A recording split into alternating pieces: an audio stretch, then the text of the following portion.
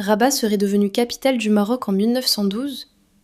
Oui, mais raconter son histoire à partir de cette date, c'est oublier près de 8 siècles. Car bien avant d'être la capitale que nous connaissons aujourd'hui, Rabat avait déjà été pensée pour devenir une immense capitale marocaine. Et son histoire commence même avant elle. Sur le site de l'actuelle Chella, l'ancienne Sala, des populations mauritaniennes sont présentes dès l'Antiquité. Plus tard, sous Rome, Sala devient une cité prospère tournée vers le bourg grec. Des siècles passent, les pouvoirs changent, mais cet emplacement stratégique, entre fleuve et Atlantique, ne cesse d'attirer les regards. Au XIIe siècle arrivent les Almohades. La forteresse dominant l'embouchure du bourg grec devient un point militaire majeur. Puis Yacoub al-Mansour voit beaucoup plus grand. Il imagine ici une capitale monumentale, Ribat al-Fat, le camp de la victoire. C'est de ce nom que nous vient Rabat.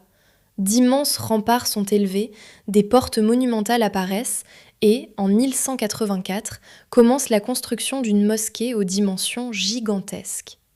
Son minaret, nous le connaissons aujourd'hui sous le nom de Tour Hassan. Le projet était colossal, tellement ambitieux qu'il ne sera jamais achevé. À la mort de Yacoub al-Mansour, à la fin du XIIe siècle, la mosquée reste inachevée et l'immense capitale rêvée ne sera jamais entièrement construite. Pourtant, plus de 8 siècles plus tard, ces murailles et la tour Hassan témoignent toujours de cette ambition. Sous les Mérinides, Fès redevient le grand centre politique du royaume. Mais Rabat ne disparaît pas. Chella, l'ancienne Sala, devient une importante nécropole dynastique, tandis que Salé prospère sur la rive opposée du bourg grec. Puis, au début du XVIIe siècle, une nouvelle page s'ouvre. Des populations musulmanes et juives expulsées d'Espagne s'installent dans la région. Les Andalous renforcent la Casbah et la Médina, et Rabat entre dans l'histoire mouvementée de la République du bourg grec, liée à Salé et tournée vers le commerce maritime et la course. En 666, l'arrivée au pouvoir des Alaouites met fin à cette autonomie politique. Les souverains alaouites réinvestissent alors la ville et sa Casbah. L'installation de la tribu des Oudaya finira d'ailleurs par donner à la célèbre Casbah son nom actuel.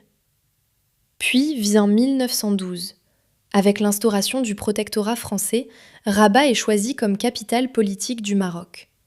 Une ville administrative moderne se développe à côté de la Médina historique. Mais on ne crée pas alors une capitale sans passé. On installe la capitale moderne dans une ville que les Almohades avaient déjà rêvé capitale près de 8 siècles auparavant. Après l'indépendance, Rabat demeure capitale du royaume. Et aujourd'hui, la tour Hassan, Chella, la Casbah des Oudaya, les remparts almohades, la Médina et la ville moderne racontent ensemble cette extraordinaire continuité.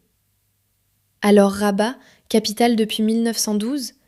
Administrativement, oui, mais historiquement, l'histoire est beaucoup plus ancienne. Rabat avait rendez-vous avec son destin de capitale depuis le XIIe siècle. Vous restez avec Maria ? Abonnez-vous !